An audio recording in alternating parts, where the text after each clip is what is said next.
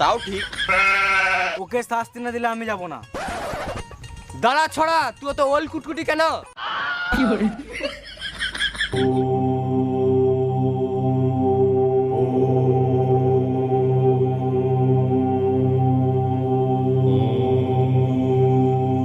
তোকে আমি অভিশাপ দিলাম, তুই মদের জন্য বন্ধুকে মেরেছিস তো তোর কোনো মদের টেস্টও পাবি না আর তোর নেশাও লাগবে না।